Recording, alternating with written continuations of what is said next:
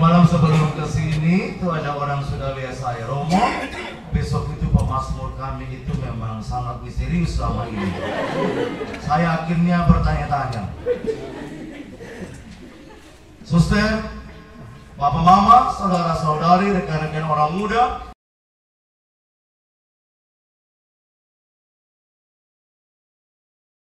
adik-adikku yang terkasih dalam Kristus, sekali lagi, selamat pagi. Selamat pagi. Saya rindu bisa bersama kalian.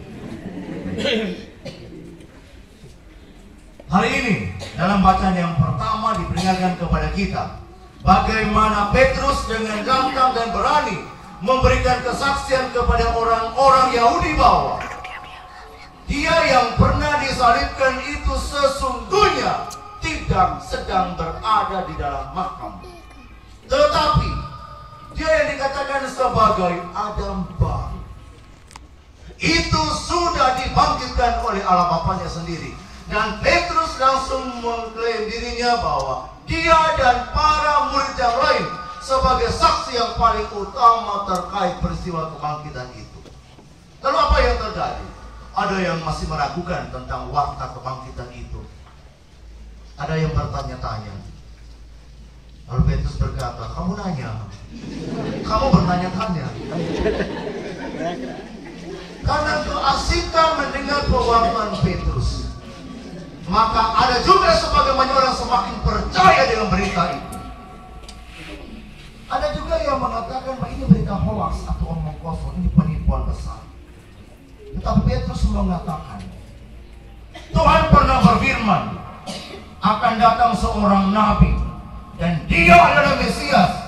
Mesias artinya yang harus menderita. Dan Mesias itu yang sudah pernah kamu bunuh dan kamu salibkan itu, dia saat ini sudah bangkit.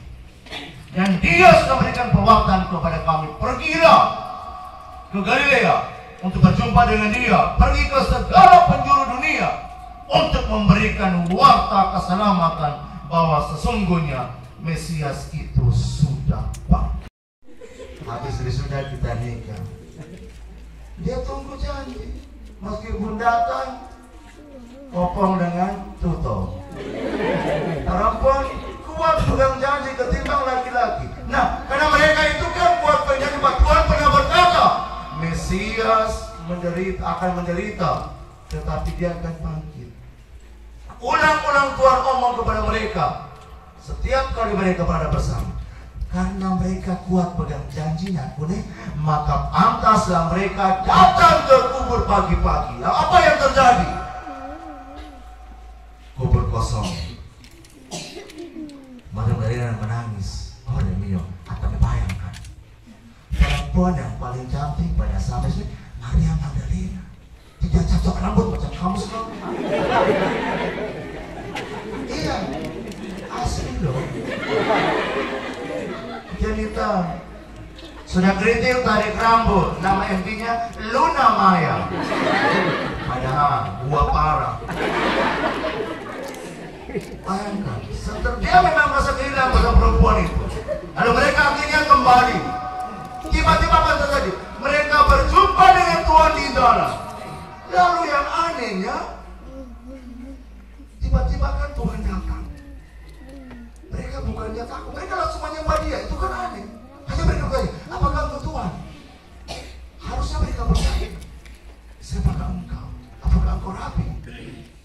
Ini tak. Mereka langsung duduk menyembah dan mencium kakinya. Luar biasa. Untuk saya, ini perjumpaan yang luar biasa. Itu karena apa? Roh Yesus yang bangkit sudah merasuki mereka semua sehingga mereka kuat dan langsung percaya bahwa sejatinya dia itu yang sudah bangkit dari kubur. Amin. Amin. Poin yang berikut, setelah peristiwa kebangkitannya ada juga sogoknisasi. Sogok menyogoknisasi. Bayangkan, ternyata kasus suap menyuap itu sudah terjadi pada zaman Yesus. Ketika pewartaan bahwa Tuhan bangkit, penjaga-penjaga itu mulai berkolaborasi dengan orang-orang tetua bangsa Yahudi pada waktu itu. para wali negeri, kita harus menyebarkan berita hoax bahwa dia bukan bangkit, tetapi para murid mencuri jenazahnya lalu seolah-olah dia itu bangkit. Dan Bapak Mama, berita tentang kebangkitan itu, ada orang Yahudi yang percaya, ada yang tidak, karena dirasuki oleh otak dari oknum-oknum Nakune bahwa harus menyebarkan berita hoax, karena itu sudah dapat uang nisasi Nakune, duit nisasi. Jadi berita hoax itu menguntungkan mereka. Tetapi apapun yang mereka wartakan itu omong kosong. Tetap Tuhan punya cara bahwa putranya itu benar-benar bangkit.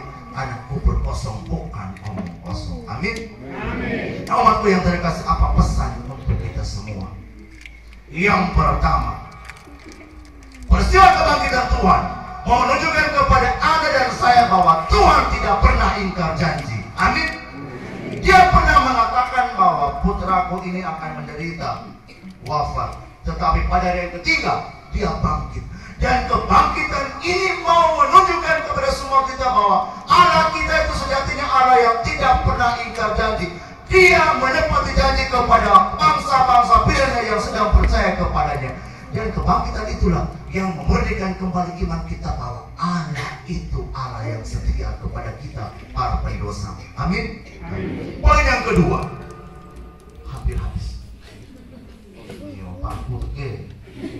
Paku ini mungkin mau tarik saya supaya berhenti.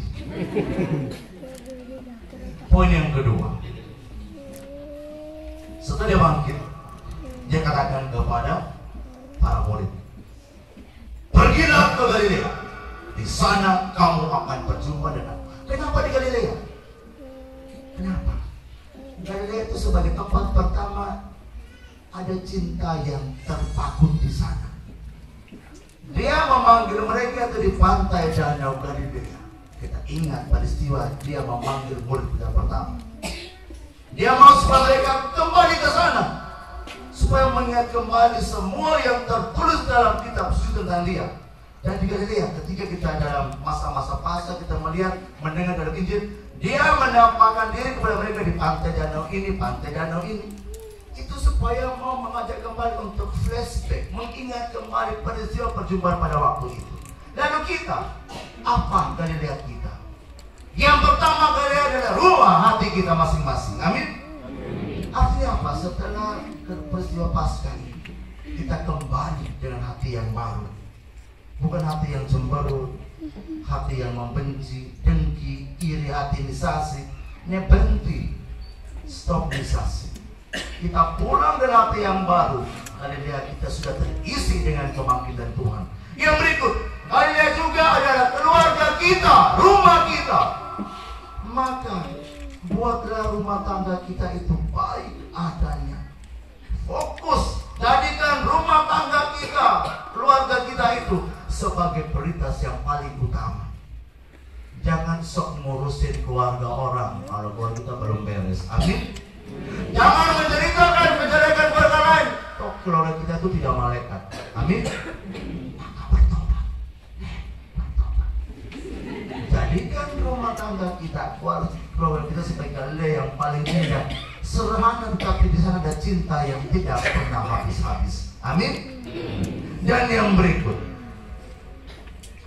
kubur sudah kosong, bukan omong kosong. Dia sudah keluar, dia sudah bangkit. Saya mengajak kita semua untuk menjadikan hati kita sebagai kuburan yang kosong, supaya dia yang sudah bangkit itu hidup, bergerak dan ada dalam hati kita, dan dia menghalau segala batu-batu besar yang sama ini menutup relasi kita dengan Tuhan bersama. Batu-batu ini pasti paling ada. Pemabuk, selingkuh, judi, Rolex, kupon putih, segala macam keborokan itu menjadi batu-batu yang harus siap untuk digeser oleh Tuhan supaya dia bersemayam di dalam hati kita semua. Amin. Yang terakhir, menjadi saksi. Menjadi saksi berarti yang kita wartakan itu yang baik. Yang kita tulis itu yang baik, yang kita buat itu yang baik. Kadang yang suka berbohong itu apa? Maaf. Coba istrimu, kamu periksa mereka punya nomor kontak. Pernahkah Anda memeriksa mereka punya nomor kontak? Ada suami yang hebat, dia tulis kontak situ tuh petugas PLN, padahal perempuan lain. Ya, ini fakta loh. Ada juga tulis itu pastor paroki. Coba kamu cek. Tiba-tiba kena malam pastor paroki mau manggil, dia keluar. Harus bertanya-tanya. Kok pastor paroki kok bisa telepon sapinya salah? Ada juga bilang petugas Telkomsel. Hati-hati. Itu juga namanya kebohongan. Hoax itu tidak hanya ditujukan lewat saya kita berbicara, tetapi juga menyimpan hal lainnya. Dan bapak-bapak itu paling jago tentang itu. Kebohongan di ponsel itu mereka lebih jago.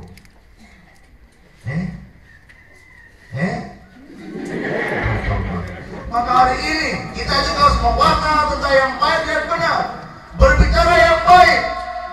Juga dan kebaikan itu harus berawal mula dari dalam rumah tangga kita. Kalau di dalam rumah tangga itu penuh dengan hoax atau omong kosong, maka di luar rumah apa kabar bro? Ngeri.